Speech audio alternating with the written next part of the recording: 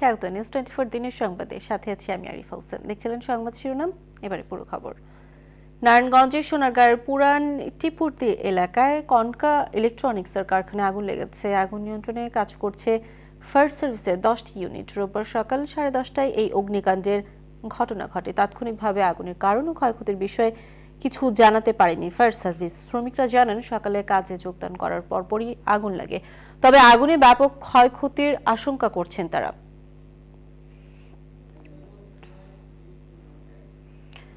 দর্শক, নারায়ণগঞ্জে মোগরাপাড়া ইলেকট্রনিক কারখানায় আগুন লেগেছে। এ বিষয়ে বিস্তারিত জানাতে ঘটনাস্থল থেকে যোগ দিচ্ছেন সহকর্মী রিশাদ হাসান। রিশাদ, কিভাবে আগুন লাগলো, কিভাবে সূত্রপাত সেটা জানতে পেরেছেন কিনা এবং সেখানকার সর্বশেষ খবর জানবো আপনার কাছ থেকে।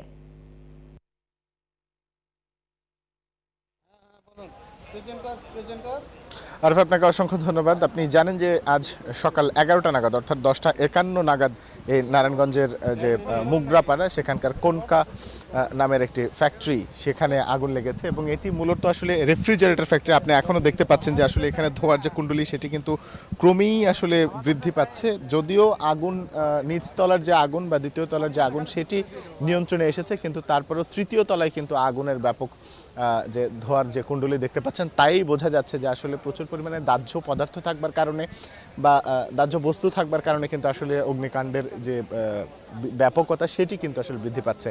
এবং সেই সঙ্গে আপনাকে একটু জানিয়ে রাখতে চাই, এটি একটি মূলত রেফ্রিজারেটর ফ্যাক্টরি, অর্থাৎ ফ্রিজ তৈরি হতো এখানে এবং সেই ফ্যাক্টরিতেই আজ সকাল নাগাদ আগুন লাগে। এখানকার যারা প্রত্যক্ষদর্শী আছেন তাদের দু একজনের সঙ্গে আমরা এখানকে কথা বলেছিলাম। তারা আমাদেরকে জানিয়েছেন যে আসলে সকালবেলা তারা ফ্যাক্টরিতে কাজ শুরুর কিছুক্ষণের মধ্যেই আসলে অগ্নিকাণ্ডের ঘটনা। তবে কিভাবে আসলে এই অগ্নিকাণ্ডের সূত্রপাত হয়েছে সে বিষয়ে নিশ্চিতভাবে জানা যায়নি। তবে ফায়ার সার্ভিস যখন আমাদের সঙ্গে কথা বলবেন অর্থাৎ গণমাধ্যমের সঙ্গে কথা বলবেন তখন কিন্তু আসলে বিষয়ে আরও বিস্তারিত জানানো সম্ভব হবে। এবং সেই সঙ্গে আপনাকে আরেকটি বিষয় একটু জানিয়ে রাখতে চাই, সেটি হলো যে যেহেতু এটি আসলে ঢাকা চট্টগ্রাম মহাসড়কে, সুতরাং মহাসড়কেও কিন্তু আসলে বেশ খানিকটা যানজটের সৃষ্টি হয়েছে এবং জনদুর্ভোগ যেটি রয়েছে সেটি কিন্তু আসলে আরেকটু বেশি কিন্তু এখন পরিলক্ষিত হচ্ছে। এবং সেই সঙ্গে এখানকার যারা স্বেচ্ছাসেবক কর্মী বা রয়েছে তারা কিন্তু আসলে অগ্নি নির্বাপনে ব্যাপকভাবে কাজ করে যাচ্ছেন দীর্ঘ সময় ধরে। ফায়ার সার্ভিসের প্রথমে 7টি ইউনিট, তারপরে আরও একটি ইউনিট এবং পর্যায়ক্রমে এখন সর্বমোট 12টি ইউনিট কাজ করছে। এবং সেই সঙ্গে আইনশৃঙ্খলা রক্ষাকারী বাহিনীর সদস্য যারা রয়েছেন তারাও কিন্তু আসলে এই জায়গায় যে আসলে নিয়ন্ত্রণ নেওয়ার কাজ যেটি রয়েছে সেটি করছেন। এবং সেই সঙ্গে আসলে দেখতে পাচ্ছেন যে আসলে মূলত রেফ্রিজারেটর যেসব ফ্যাক্টরিতে তৈরি হয়ে থাকে বা কারখানায় তৈরি হয়ে থাকে সেসব জায়গায় কিন্তু প্রচুর পরিমাণে দাহ্য পদার্থ থাকে, প্লাস্টিক জাতীয় পদার্থ থেকে থাকে এবং সেই সঙ্গে খুব সহজেই তন্তু বস্তু যেগুলো রয়েছে খুব সহজেই যেগুলোতে আসলে আগুন ধরে যায় সেই ধরনের পদার্থ কিন্তু বেশি থাকে। সেক্ষেত্রে কিন্তু আসলে এই আগুন নিয়ন্ত্রণে আসাটা বেশ খানিকটা সময় সাপেক্ষ। এবং সেই সঙ্গে যেহেতু এটি একটি শুষ্ক মৌসুমে আগুন নিয়ন্ত্রণ করার থেকে খুব সহজেই আগুন ধরে যাওয়ার যে বিষয়টি রয়েছে সেই বিষয়গুলো কিন্তু আসলে সামনের দিকে আসে। এবং আরিফা, আপনাকে আরেকটি বিষয় আমি জানিয়ে রাখতে চাই যে আসলে যেহেতু এটি একটি রেফ্রিজারেটর কারখানা, সুতরাং ভেতরে প্রচুর মূল্যবান সামগ্রী থাকবার কারণে ক্ষয়ক্ষতির আসলে সঠিকভাবে কোনো সংখ্যা না বলা গেলেও আসলে ব্যাপক ক্ষয়ক্ষতি হয়েছে বলে এখানকার যারা কর্তৃপক্ষ রয়েছেন তারা আসলে দাবি করেছেন। এবং সেই সঙ্গে আসলে অনেক মূল্যবান বা দ্রব্য সামগ্রী ভিতরে থাকবার কারণে কিন্তু আসলে স্বাভাবিকভাবে এই জায়গায় ব্যাপক ক্ষয়ক্ষতির যে বিষয়টি রয়েছে সেটি কিন্তু সামনে আসছে। কিন্তু তারপরেও আসলে ফায়ার সার্ভিস এবং সিভিল ডিফেন্স ইউনিট যখন আসলে এই ক্ষয়ক্ষতির পরিমাণ হিসাব করবেন তখন আসলে সেই বিষয়ে বিস্তারিত বলা যাবে। তবে একটি বিষয় আপনাকে একটু জানিয়ে রাখতে চাই যে আমরা একটু দেখাতে চাই ক্যামেরার চোখে যে স্বেচ্ছাসেবক দল এবং ফায়ার সার্ভিস সিভিল ডিফেন্স ইউনিটের কর্মীরা তারা কিন্তু এখন পর্যন্ত কাজ করে যাচ্ছেন দীর্ঘ সময় ধরে এবং ক্রমেই কিন্তু আগুনের ধোঁয়ার যে কুণ্ডলী সেটি কিন্তু বৃদ্ধি পাচ্ছে। সব কিছু মিলিয়ে কিন্তু আসলে এখানে যে পরিস্থিতি তৈরি হয়েছে আমরা যদি একটু বর্ণনা করি, সেখানে হচ্ছে ফায়ার সার্ভিস এবং সিভিল ডিফেন্স ইউনিট এসে সর্বপ্রথম নিচতলায় যে অগ্নি নির্বাপনের কাজ সেটি শুরু করেন এবং তারা ভেতরে ঢুকতে সমর্থ হয়েছেন এবং পরবর্তীতে কিন্তু আসলে ভেতরে ধোঁয়াগুলো বেরিয়ে যাবার জন্য কিন্তু গ্লাসগুলো ভেঙে ফেলা হচ্ছে এবং সেই আগুনগুলো কিন্তু আসলে ধীরে ধীরে আগুনের যে ধোঁয়াগুলো রয়েছে সেগুলো কিন্তু ক্রমেই অনেক দূর থেকে কিন্তু আসলে এটি দৃশ্যমান হচ্ছে। এবং সেই সঙ্গে এই কালো ধোঁয়ার যে কুণ্ডলী সেটি আসলে কমে আসবে আরও ধীরে ধীরে যখন একেবারে সম্পূর্ণভাবে আগুন নিয়ন্ত্রণে আসবে তখন আসলে কিন্তু এই ধোঁয়াগুলো কমে আসবে এবং সেই সঙ্গে তারপরেই কিন্তু আসলে তদন্তকারী টিম যেটি রয়েছে বা তদন্ত দল তারা আসলে ভেতরে প্রবেশ করবেন এবং আগুনের সূত্রপাত খুঁজে বের করার চেষ্টা করবেন এবং ধারাবাহিকভাবে তারপরে আসলে ক্ষয়ক্ষতি নিরূপণের জন্য আসলে মালিক পক্ষের সঙ্গে কাজ করবে। সব কিছু মিলিয়ে আসলে এই অগ্নিকাণ্ডের যে পরিস্থিতি সেই পরিস্থিতি আসলে নিয়ন্ত্রণে আনবার জন্য এখন পর্যন্ত ফায়ার সার্ভিস এবং সিভিল ডিফেন্স ইউনিটের 12টি ইউনিট কাজ করে যাচ্ছে এবং আসলে এই আসলে কি পরিমাণ ক্ষয়ক্ষতি হলো, যদিও ভেতরে আসলে জানমালের ক্ষয়ক্ষতি বিষয়ে এখনও নিশ্চিত করে বলা যাচ্ছে না, খুব একটা এরকম ব্যাপকতা নেই বা সম্ভাবনা নেই, কিন্তু তারপরেও আসলে আর্থিক যে ক্ষতি সেটি আসলে অনেক বড়, সেটি এখন পর্যন্ত দৃশ্যমান হচ্ছে। এই ছিল আমার কাছে এখান থেকে সর্বশেষ। ফিরে যাচ্ছি আরিফ আপনার কাছে স্টুডিওতে। রিশাদ, আপনাকে অনেক ধন্যবাদ আমাদের সঙ্গে যুক্ত হওয়ার জন্য। নারায়ণগঞ্জের মোগরাপাড়ায় ফ্রিজ কারখানার আগুনের ঘটনার সর্বশেষ তথ্য জানাচ্ছিলেন সহকর্মী রিশাদ হাসান। ময়মনসিংহে বাস ও সিএনজি চালিত অটোরিকশার সংঘর্ষে নিহত হচ্ছে 7 জন। নিহতদের মধ্যে 3 জন পুরুষ, 3 জন নারী ও এক শিশু রয়েছে। আহত হয়েছে আরও 2 জন। স্থানীয়রা জানায়, দুপুরে নেত্রকোনা থেকে ঢাকাগামী শাহজালাল পরিবহনের একটি বাসের সঙ্গে নেত্রকোনাগামী একটি সিএনজি অটোরিকশার সংঘর্ষ হয়। এতে ঘটনাস্থলেই প্রাণ হারান 7 জন। আহতদের হাসপাতালে ভর্তি করা হয়েছে।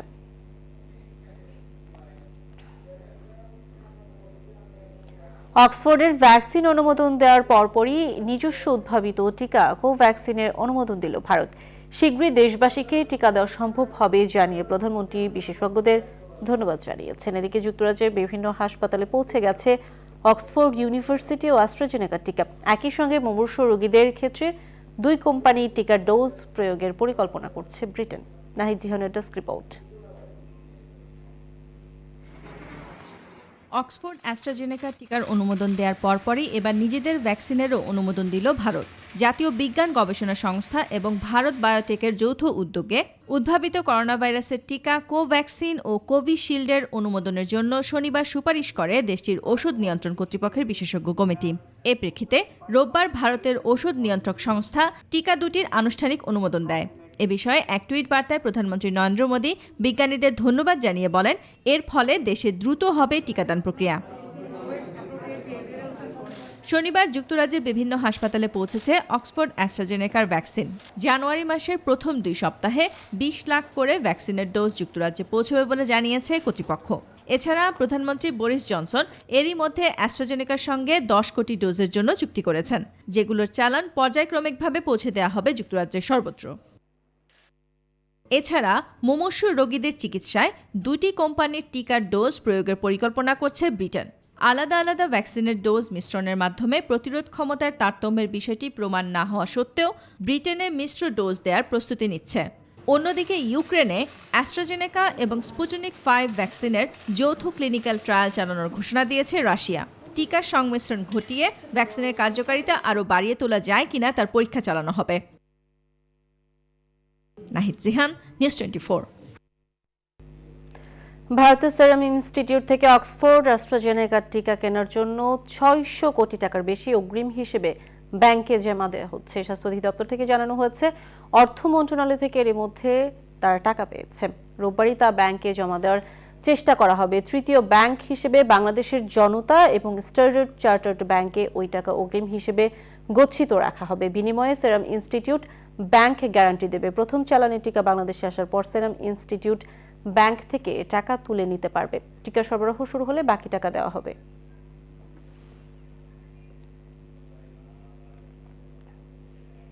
চলতি বছরের দ্বিতীয় দিনে করোনার সর্বোচ্চ সংক্রমণ যুক্তরাজ্যে 24 ঘন্টায় দেশটিতে আক্রান্ত হয়েছে 57,725 জন। ভাইরাসের প্রকোপ বাড়তে থাকায় জাপানের জরুরি অবস্থা জারির আহ্বান জানিয়েছে টোকিও। তুরস্কেও নতুন করোনা শনাক্ত হওয়ায় যুক্তরাজ্য থেকে প্রবেশ নিষেধাজ্ঞা দিয়েছে আঙ্কারা।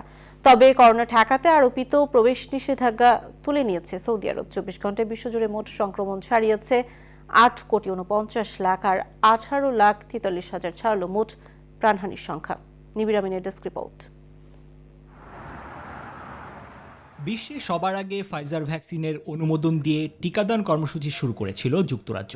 তবুও নতুন বছরের শুরুতেই সর্বোচ্চ করোনা সংক্রমণের দেখা পেল দেশটি। আর নতুন বৈশিষ্ট্যের করোনায় সংক্রমণ বৃদ্ধিতে ভূমিকা রেখেছে বলে মন্তব্য করেছে ব্রিটিশ স্বাস্থ্য মন্ত্রণালয়।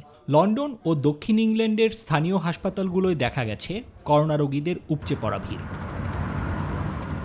24 ঘন্টায় 2160 জনের প্রাণহানি ও 2,32,000-এর বেশি সংক্রমণের ঘটনা ঘটেছে যুক্তরাষ্ট্রে।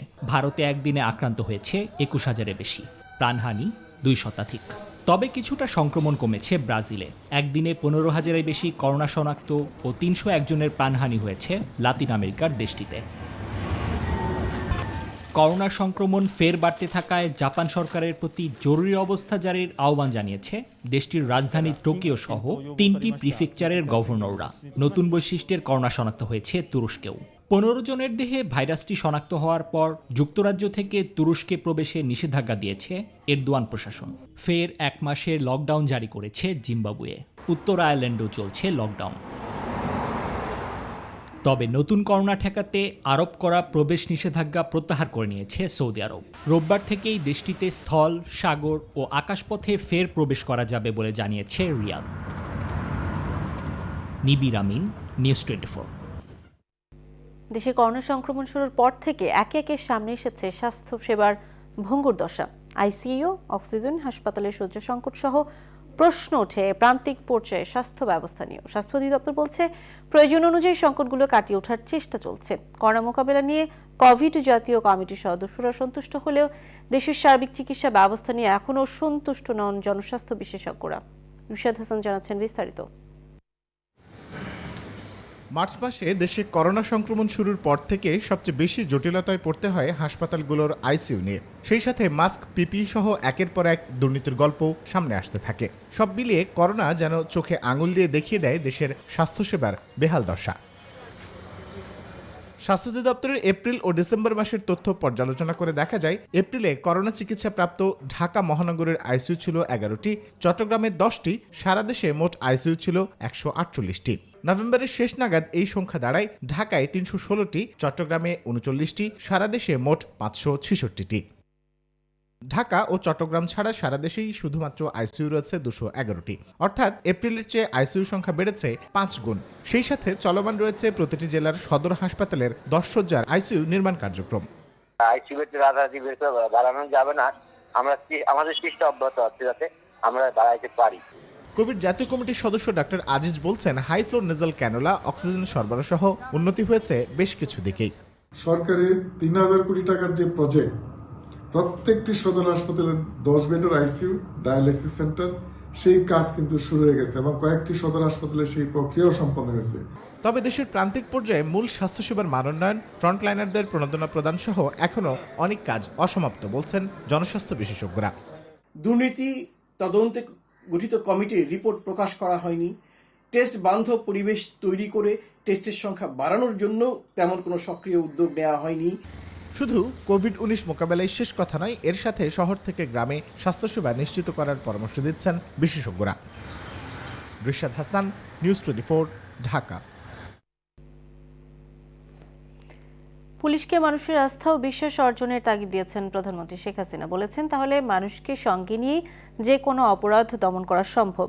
বিসিএস এর পুলিশ কর্মকর্তাদের কুচকাওয়াজে একথা বলেন প্রধানমন্ত্রী। সারা পৃথিবীর মতো দেশে অপরাধের ধরন বদলে গেছে উল্লেখ করে পুলিশকে সময়োপযোগী আধুনিক বাহিনী হিসেবে গড়ে তোলার কথা বলেন সরকার প্রধান। আরও জানাচ্ছেন শাহালি জয়।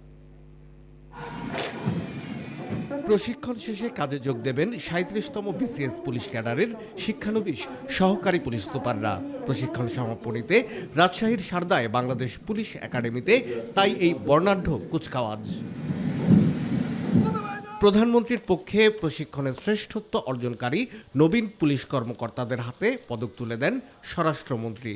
আর ভার্চুয়াল প্ল্যাটফর্মে অনুষ্ঠানে যুক্ত হন প্রধানমন্ত্রী শেখ হাসিনা। সন্ত্রাস ও জঙ্গিবাদ দমনে পুলিশের ভূমিকার কথা উল্লেখ করেন সরকার প্রধান। তাগিদ দেন জনগণের আস্থা অর্জনের। শৃঙ্খলা, পেশাদারিত্ব, সততা এবং নৈতিক মূল্যবোধ নিয়ে চলতে হবে। সবসময় দেশের মানুষের পাশে থাকতে হবে, মানুষের সেবা করতে হবে। পুলিশকে মানুষের আস্থা, বিশ্বাস অর্জন করতে হবে, মানুষের ভালোবাসা অর্জন করতে হবে। আর মানুষের ভালোবাসা অর্জন করতে পারলে, আস্থা বিশ্বাস অর্জন করতে পারে, তো পুলিশ সংখ্যার প্রয়োজন হবে না। মানুষকে সাথে নিয়েই এদেশে যে কোনো অপরাধ দমন করা যাবে। সময়ের সাথে অপরাধের ধরন বদলে গেছে এমন বাস্তবতায় আধুনিকায়ন হচ্ছে প্রযুক্তিরও, জানান প্রধানমন্ত্রী। যেমন মানি লন্ডারিং, সাইবার ক্রাইম, মানব পাচার ইত্যাদি, এগুলো শুধু বাংলাদেশ না, এটা একটা বলতে গেলে একটা বৈশ্বিক ক্রাইম। এই ক্রাইম থেকে দেশকে রক্ষা করা, তাছাড়া সন্ত্রাস, জঙ্গিবাদ দমন করা এবং নারী ও শিশুর প্রতি যে সহিংসতা চলছে সেটা প্রতিরোধ গড়ে তোলা, এসব বিষয় যেগুলি সামাজিক অপরাধ বা নানা ধরনের পারিবারিক অপরাধ, সেখানে কিন্তু পুলিশ অনবদ্য ভূমিকা রেখে যাচ্ছে এবং এটাকে আরও দক্ষতার সাথে দমন করতে হবে। 2041 সালের অভীষ্ট উন্নয়ন লক্ষ্যমাত্রা অর্জনে পুলিশকে আরও দায়িত্বশীল হওয়ার পরামর্শ দেন প্রধানমন্ত্রী শেখ হাসিনা। শাহ আলী জয়, নিউজ 24, ঢাকা। দেশের বাজারে কমেছে পেঁয়াজের দাম। এই বিষয়ে জানাতে চট্টগ্রাম থেকে যুক্ত হচ্ছেন সহকর্মী নয়ন বড়ুয়া। জয়, ভারত থেকে পেঁয়াজ আসা শুরু হলো, তো বাজারের কেমন প্রভাব দেখছেন?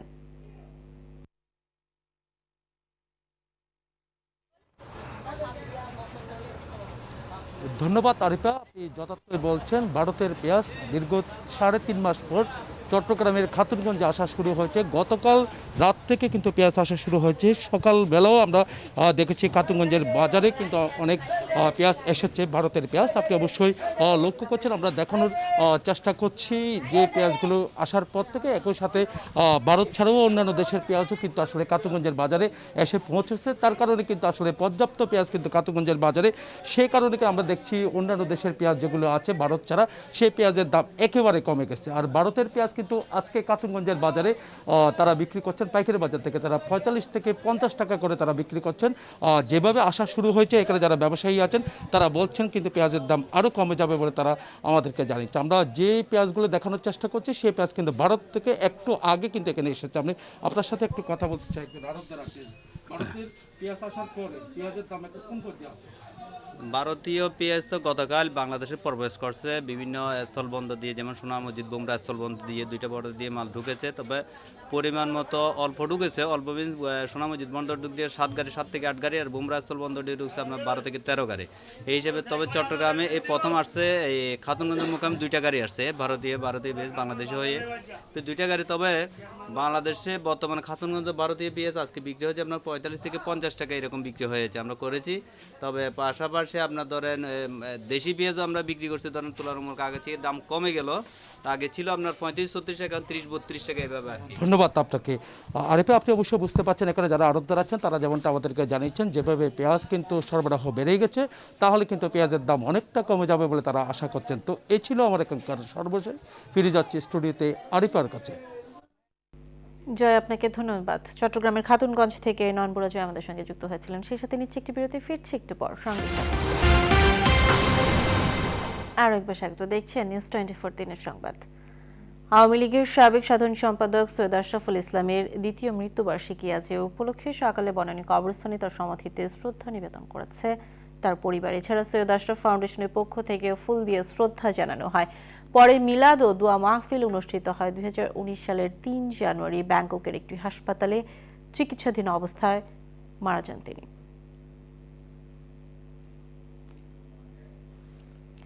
পিকে হালদারের বিষয়ে কানাডার সরকারের দেওয়া তথ্য হাইকোর্টকে জানালো দুদক। এদিকে তাকে দেশে ফিরিয়ে আনা সংক্রান্ত জারি করা রুলের মামলায় পিপলস লিজিং এর কাছে পাওনাদার 4 জনকে পক্ষভুক্ত করার নির্দেশ দিয়েছেন আদালত। একই সঙ্গে এই 4 জনের মামলা পরিচালনার জন্য কোনো আইনজীবীর দরকার হবে না বলেও আদেশ দিয়েছেন আদালত। রোববার নজরুল ইসলাম তালুকদার ও আহমেদ সোহেলের হাইকোর্টের দ্বৈত বেঞ্চ এ আদেশ দেন। পিকে হালদারের মামলা সংক্রান্ত বিষয় শুনানির জন্য আগামী 5 জানুয়ারি দিন ঠিক করেন আদালত। প্রায় 3.5 কোটি টাকা আত্মসাৎ ও পাচারের অভিযোগে পিকে হালদারের বিরুদ্ধে দুদকের অনুসন্ধান চলছে।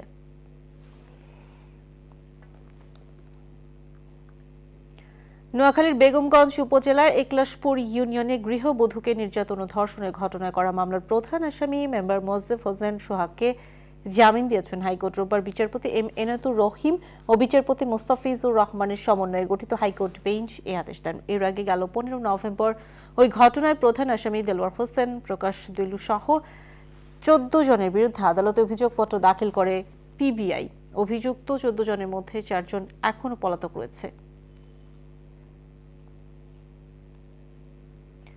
সুনামগঞ্জের দিরায় চলন্ত বাসে কলেজ ছাত্রীকে ধর্ষণ চেষ্টার ঘটনায় চালক শহীদ মিয়াকে গ্রেপ্তার করেছে সিআইডি। রোববার দুপুরে রাজধানীর মালিবাগের সিআইডি কার্যালয়ের ব্রিফিংয়ে এই তথ্য জানান সিআইডির অতিরিক্ত ডিআইজি হাসিফ আজিজ জানান, ধর্ষণ চেষ্টার ঘটনায় বাস চালকের সহযোগী রশিদ আহমেদকেও 28 ডিসেম্বর গ্রেপ্তার করে পিবিআই। পরে তার দেয়া তথ্যের শহীদকে গ্রেপ্তার করে সিআইডি। গেল 26 ডিসেম্বর বিকেলে সিলেটের লামাকাজি থেকে দিরাইয়ে যাচ্ছিলেন ওই কলেজ ছাত্রী। অন্য যাত্রীরা নেমে গেলে চালক ও হেলপার তাকে ধর্ষণের চেষ্টা করে। সম্ভ্রম বাঁচাতে ওই ছাত্রী চলন্ত বাস থেকেই লাফিয়ে পড়েন। স্থানীয়রা তাকে সড়কের পাশ থেকে আহত অবস্থায় উদ্ধার করে দিরাই হাসপাতালে নেন। সময় আরেকটি বিরতি, ফিরছি একটু পর, সঙ্গেই থাকুন। আরও এক বেশাক্ত দেখছেন নিউজ 24 দিনের সংবাদ। সিলেট এমসি কলেজে ছাত্রাবাসে দল বেঁধে গৃহবধূকে ধর্ষণ মামলার অভিযোগপত্র আমলে নিয়ে শুনানি শুরু করেছেন আদালত। রোববার দুপুরে সিলেটের নারী ও শিশু নির্যাতন দমন ট্রাইব্যুনালের বিচারক মহিতুল হক শুনানির পরবর্তী তারিখ আগামী 10 জানুয়ারি নির্ধারণ করেন। গ্রেপ্তার সব আসামির উপস্থিতিতে আদালত অভিযোগপত্র গ্রহণ করেছেন। এর আগে গেল 3 ডিসেম্বর মামলার প্রধান আসামি ছাত্রলীগ কর্মী সাইফুর সহ 8 জনের বিরুদ্ধে আদালতে অভিযোগপত্র জমা দেয় পুলিশ। সিলেট এমসি কলেজে সংঘবদ্ধ ধর্ষণে নারাজি প্রদানে বাদী পক্ষকে 1 সপ্তাহ সময়ে আদালতের সিলেট এমসি কলেজের সংঘবদ্ধ গৃহবধূকে ধর্ষণ মামলায় পুলিশের দেওয়া অভিযোগপত্রের উপর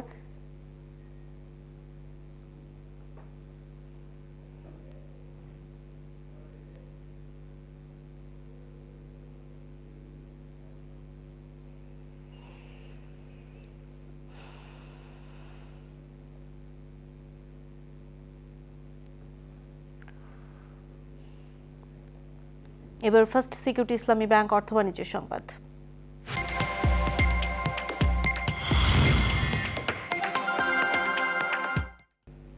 পেঁয়াজের দাম 40 টাকার উপরে যাবে না বলে আশ্বস্ত করেছেন বাণিজ্য মন্ত্রী টিপু মুনশি। রোববার সচিবালয়ে তিনি সাংবাদিকদের জানান, ভারত থেকে পেঁয়াজ আসলে দেশের কৃষক কোনোভাবে ক্ষতিগ্রস্ত হবে না। এমন স্টক আসলে পরে তারা দাম পেল না, কারণ আমাদের ধারণা, আমাদের একটু আগে আমাদের শফিক সাহেব বলতেছিল যে প্রায় 18-19 টাকা করে 17-18 টাকা করে পরে আমাদের গ্রোয়ারদের কস্ট, প্রোডাকশন কস্ট, সেই ক্ষেত্রে কোনো অবস্থাতেই তারা যদি 25 টাকার নিচে পাওয়া যায় তাহলে কিন্তু তারা উৎসাহ হারায় ফেলবে। অতএব আমাদের 25 টাকা গ্রোয়াররা পাবে, অ্যাটলিস্ট সেই দামটা গ্যারান্টেড করতে হবে, যাতে করে ঢাকা পর্যন্ত যারা ভোক্তা তারা 40 টাকার মধ্যেই তারা পেঁয়াজ পাবে। সৌরভ গাঙ্গুলির শারীরিক অবস্থা এখন স্থিতিশীল। হার্টের রিং পরানো হচ্ছে সৌরভ গাঙ্গুলির। স্টেন্ট বসানো নিয়ে ফের সিদ্ধান্ত হচ্ছে। মোট 3টি ব্লক ধরা পড়ে সাবেক ভারতীয় অধিনায়ক ও বিসিসিআই সভাপতির হার্টে। এদিকে করোনা পরীক্ষা করা হলে জানা যায় কোভিড মুক্ত প্রিন্স অফ কলকাতা। আপাতত দক্ষিণ কলকাতায় পর্যবেক্ষণে সৌরভ গাঙ্গুলি।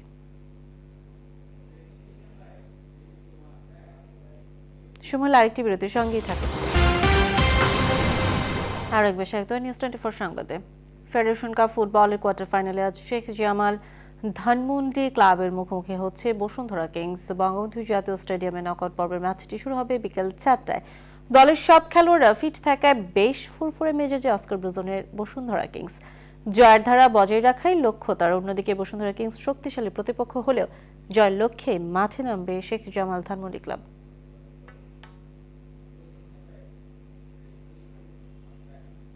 এ ছিল সংবাদ। এতক্ষণ সাথে থাকার জন্য ধন্যবাদ সবাই।